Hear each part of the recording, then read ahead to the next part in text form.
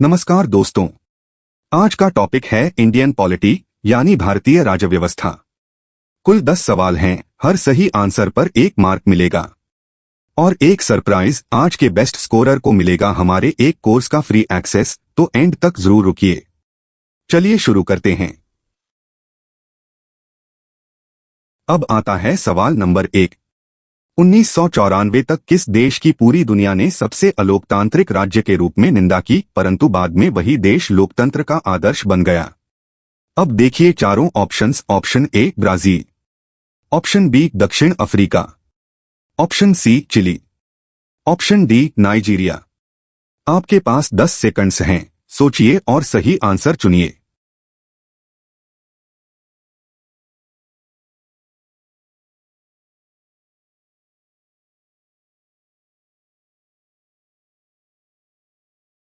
तो इसका correct answer है ऑप्शन बी यानी दक्षिण अफ्रीका। अब इसे समझते हैं। 1994 तक दक्षिण अफ्रीका को पूरी दुनिया सबसे अलोकतांत्रिक राज्य कहती थी, आज वही देश लोकतंत्र का आदर्श है। दक्षिण अफ्रीकी अपने को रेनबो नेशन कहते हैं, तो याद रखिए ये पॉइंट। सवाल नंबर 2 ध्यान से सुनिए। पाठ्यपुस्तक के अनुसार किस एक दृष्टि से लोकतांत्रिक सरकार अपने विकल्पों से निश्चित रूप से बेहतर है? अब देखिए चारों ऑप्शंस। ऑप्शन ए निर्णयों की गति, ऑप्शन बी आर्थिक दक्षता, ऑप्शन सी वैधानिकता लेजिटिमेसी, ऑप्शन डी भ्रष्टाचार का अभाव। आपके पास 10 सेकंड्स हैं, सोचिए और सही आंसर चुनिए।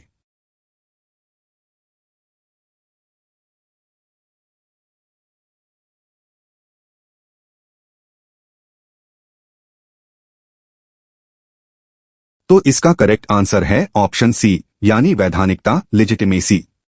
अब इसे समझते हैं। पाठ्यपुस्तक कहती है एक दृष्टि से लोकतांत्रिक सरकार निश्चित रूप से बेहतर है, यह वैधानिक लेजिटिमेट सरकार है। यह धीमी या कम कुशल हो सकती है, परंतु यह जनता की अपनी सरकार है। तो याद रखिए ये पॉइंट। अगला सवाल नंबर 3। कर्नाटक सरकार ने 1984 में कर्नाटक पल्पवुड लिमिटेड स्थापित की। इसके विरुद्ध 1987 में किट्टिको आंदोलन शुरू हुआ। किट्टिको का क्या अर्थ है? अब देखिए चारों ऑप्शंस। ऑप्शन ए बैठो और विरोध करो, ऑप्शन बी उखाड़ो और लगाओ, ऑप्शन सी जलाओ और बनाओ, ऑप्शन डी पकड़ो और बढ़ो। आपके पास 10 सेकंड्स हैं, सोचिए और सही आंसर चुनिए।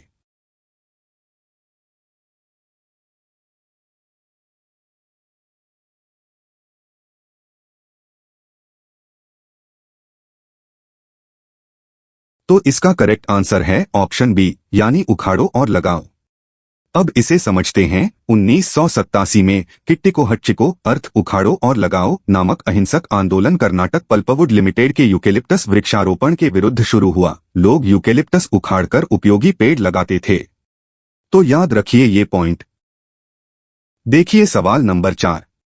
1975 में दिल्ली में संसद तक की सबसे बड़ी जनरैली का नेतृत्व किसने किया, जो आगे चलकर जनता पार्टी के गठन की प्रेरक शक्ति बने? अब देखिए चारों options. Option A Morarji Desai, option B Jayaprakash Narayan, option C Charan Singh, option D Ram Manohar Lohia. आपके पास 10 सेकंड्स हैं, सोचिए और सही आंसर चुनिए। और हाँ, अब तक आपने कितने आउट ऑफ 4 सही किए कमेंट सेक्शन में जरूर बताइए।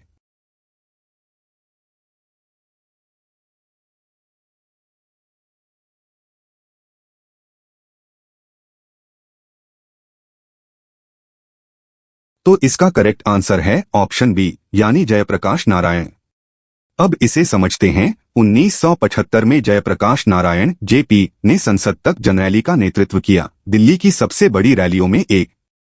1942 के भारत छोड़ो आंदोलन के नायक जेपी जनता पार्टी के गठन की प्रेरक शक्ति बने। तो याद रखिए ये पॉइंट। चलिए सवाल नंबर 5 देखते हैं। मध्यवर्ती स्तर पर कई ग्राम पंचायतों के समूह को क्या कहते हैं? अब देखिए चारों ऑप्शंस। ऑप्शन ए जिला परिषद, ऑप्शन बी पंचायत समिति बटा ब्लॉक बटा मंडल, ऑप्शन सी ग्राम सभा, ऑप्शन डी नगर निगम। आपके पास 10 सेकंड्स हैं, सोचिए और सही आंसर चुनिए।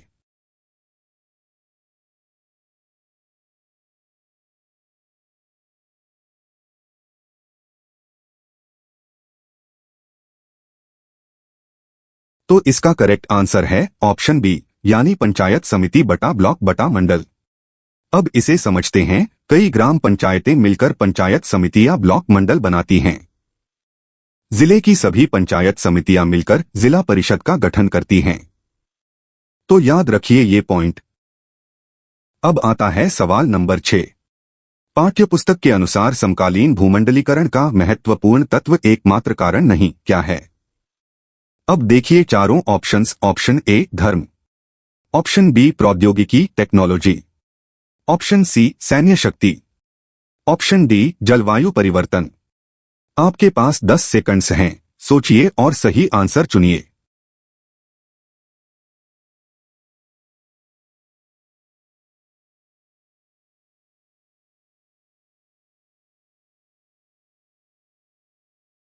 तो इसका करेक्ट आंसर है ऑप्शन बी, यानी प्रौद्योगिकी टेक्नोलॉजी।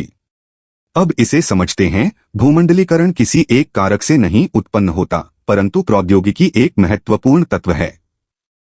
तार, टेलीफोन और माइक्रोचिप ने विश्व के विभिन्न भागों के बीच संचार में क्रांति ला दी है। तो याद रखिए ये पॉइंट।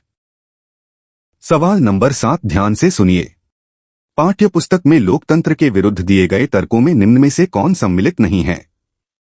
अब देखिए चारों ऑप्शंस। ऑप्शन ए नेता बदलते रहते हैं जिससे अस्थिरता, ऑप्शन बी लोकतंत्र भ्रष्टाचार को जन्म देता है, ऑप्शन सी बहुत लोगों से सलाह लेनी पड़ती है इसलिए देरी, ऑप्शन डी लोकतंत्र अकाल मुक्त शासन की गारंटी देता है। आपके पास 10 सेकंड्स हैं, सोचिए और सही आंसर चुनिए।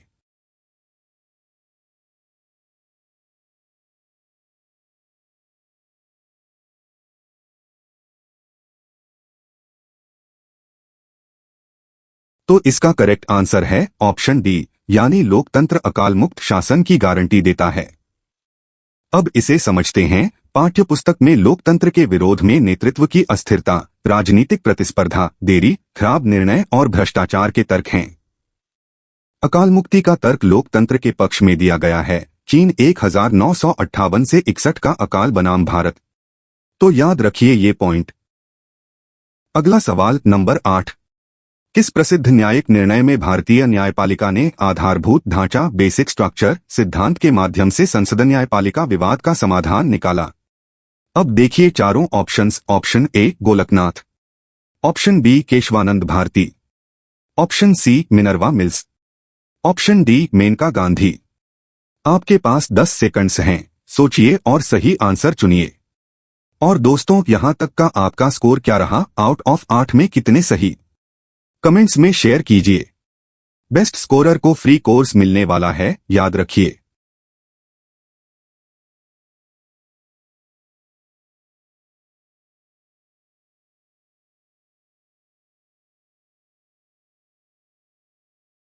तो इसका करेक्ट आंसर है ऑप्शन बी, यानी केशवानंद भारती।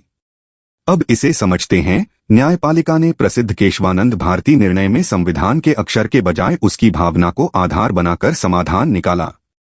आधारभूत ढांचा सिद्धांत संविधान में शाब्दिक रूप से नहीं है, यह न्यायालय द्वारा गढ़ा गया। तो याद रखिए ये पॉइंट। देखिए सवाल नंबर 9। 1977 के लोकसभा चुनाव में जनता पार्टी ने 542 में से कितनी सीटें जीतकर स्पष्ट बहुमत प्राप्त किया? अब देखिए चारों options. Option A 247, option B 272, option C 295, option D 330। आपके पास 10 सेकंड्स हैं, सोचिए और सही आंसर चुनिए।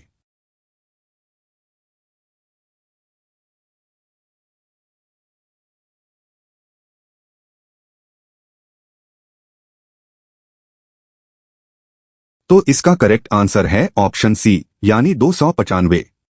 अब इसे समझते हैं। 1977 में जनता पार्टी और सहयोगियों ने 330 सीटें जीती। जनता पार्टी ने स्वयं 295 सीटें पाकर स्पष्ट बहुमत हासिल किया। इंदिरा गांधी रायबरेली से और संजय गांधी अमेठी से हारे। तो याद रखिए ये पॉइंट। चलिए सवाल नंबर 10 देखते हैं। सभी लोकतंत्रों में राष्ट्रीय स्तर पर जनता की ओर से सर्वोच्च राजनीतिक प्राधिकार किसके पास होता है? अब देखिए चारों ऑप्शंस। ऑप्शन ए प्रधानमंत्री, ऑप्शन बी मंत्रिमंडल, ऑप्शन सी संसद, ऑप्शन डी सर्वोच्च न्यायालय। आपके पास 10 सेकंड्स हैं, सोचिए और सही आंसर चुनिए।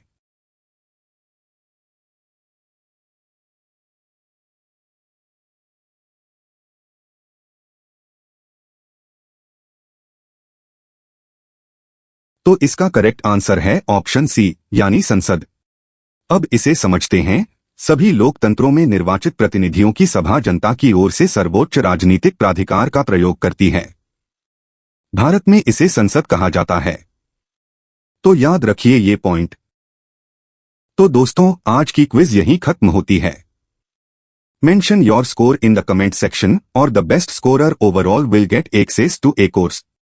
तो अपना स्कोर कमेंट में जरूर लिखिए। आउट ऑफ 10 में कितने सही हुए। वीडियो पसंद आई तो लाइक, शेयर और चैनल को सब्सक्राइब कर लीजिए। मिलते हैं कल नए टॉपिक के साथ।